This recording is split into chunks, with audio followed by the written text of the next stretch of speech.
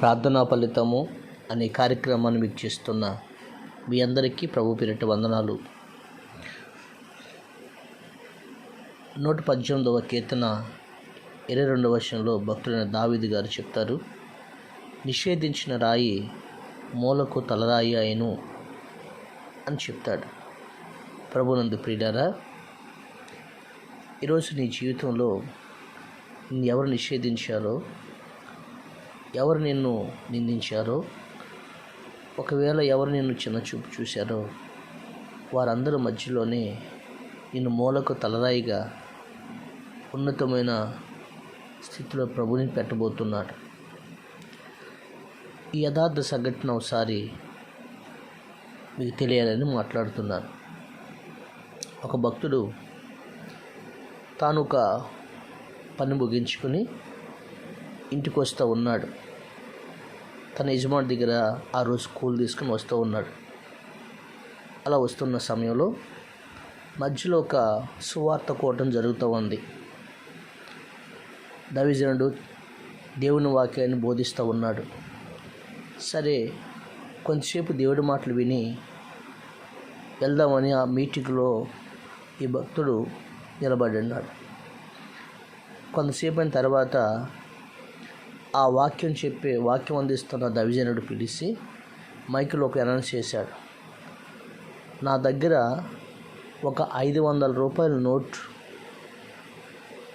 నాకు ఇచ్చారు. ఈ ప్రాంగణం ఉన్న వాళ్ళు ఎవరో ఆ నోటుని జార విడుచుకున్నట్టున్నారు. ఎవరైతే పడేసుకున్నారో వారు నా దగ్గరికి వచ్చి తీసుకెళ్ళవచ్చు అని ఆయన ప్రకటన చేశాడు. అప్పుడు ఈ కూలి పని చేసుకుని వస్తున్నాడు చూసారా, ఆయన జేబులు తడుముకుంటే ఆయన దగ్గర ఆయనదే 500 రూపాయల నోట్ పడవేసుకున్నాడు. ఆయన స్టేజ్ మీదకి వెళ్ళయ్యా, ఈ 500 రూపాయల నోట్ నాదేనయ్యా, నేను ఈరోజు పని చేసుకుని ఆ కూలి తీసుకుని వస్తున్నాను.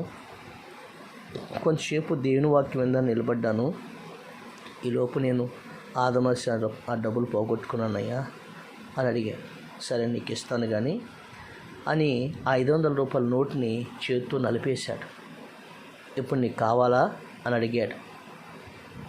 కావాలయ్యా అన్నాడు. ఎందుకు? నలిపేసిన అది చెల్లుతుందయ్యా అన్నాడు. దాని కింద కాలు కింద వేసి తొక్కాడు. నలిపాడు. ఇప్పుడు కావాలా అని అడిగాడు. కాలు కింద వేసి నలిపిన అది చెల్లుతుందయ్యా, అది బ్యాంక్ తీసుకెళ్తే ఆ నెంబర్ ఉంటే మళ్ళీ కొత్త నోట్ ఇస్తారయ్యా అన్నాడు. దాన్ని కాలు కింద వేసి నలిపిన, దాని చేతితో నలిపిన, ఒకవేళ మజ్జిగ చినిగిపోయినా ఆ 500 రూపాయల నోటు అది బ్యాంక్ తీసుకెళ్తే దాన్ని మార్చి చెల్లుబాటు అవుతుందయ్యా, అది ఎంత నలిపినా కానీ దాని విలువ తగ్గదు అని చెప్పాడు. ఆ దైవజనుడు అందరితో చెప్తున్నాడు, మీరు విన్నారు కదా, ఈ 500 రూపాయల నోట్ని నేను నలిపిన దాని విలువ తగ్గదంట, కాలు కింద వేసి తొక్కిన దాని విలువ తగ్గదట, దానికి చినిగిపోయినా దాని విలువ తగ్గదంట, అది బ్యాంక్కి వెళ్తే దాన్ని మార్చుకోవచ్చు అన్నాడు.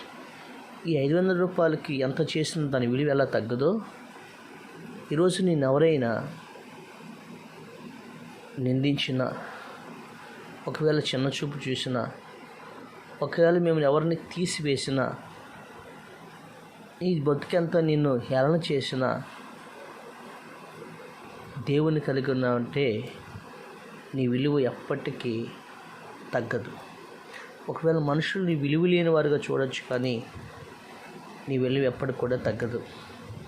ఆ దేవుడు నీ విలువని ఆయన పెంచుతాడు. ఒక రోజున విలువగల వ్యక్తిగా దేవుడు నిన్ను, ఈ కుటుంబాన్ని మారుస్తాడు. యోసేపు యాకోబు కుమారులు ఒకడైన యోసేపుని తన అన్నలు పట్టుకొని తనకున్న అంగిని చించివేశారు. అతన్ని చించివేసి అతన్ని దిగంబరుగా అతని వస్త్రం తీసివేసి అవహేళన చేశారు. అతన్ని గోతులు పడేశారు. అతన్ని అమ్మేశారు ఒక పశువులాగా. ఒకానొక సమయం వచ్చినప్పుడు అతను ఎంత చేసినా అతను ఒక రోజున ప్రధానమంత్రి అయ్యాడు. తన విలువ తగ్గలేదు. ఎందుకో తెలుసా? యోసేపు దేవుడు తోడై ఉన్నాడు. ఒకరోజు వచ్చింది, అన్నలందరూ వచ్చి యోసేపు సాగిలు పడ్డారు. నీకు ఒకరోజు రాబోతుంది, నీ జీవితాన్ని నీ విలువ లేకుండా చూసిన వారే, చిన్నచూపు చూసిన వారే ఒకరోజు నిన్ను వాళ్ళందరూ ఎదుట విలువగల వ్యక్తిగా, విలువగల భర్తగా, విలువల భార్యగా, విలువగల బిడ్డలుగా సమాజంలో తల ఎత్తుకునే దేవుడు నేను చేయబోతున్నాడు. కాబట్టి యోసేపు దేవుడికి ఏ విధంగా దేవుడికి తోడుగా బ్రతికాడో, యోసేపునకు దేవుడు ఎలా తోడున్నాడో నీకు కూడా దేవుడు తోడే ఉంటాడు. యోసేపు దేవుడిని హత్తుకున్నట్లుగా నువ్వు వాడితో బతుకు. నీ జీవితాన్ని ఒక విలువగల వ్యక్తిగా నేను దేవుడు మార్చిపోతున్నాడు.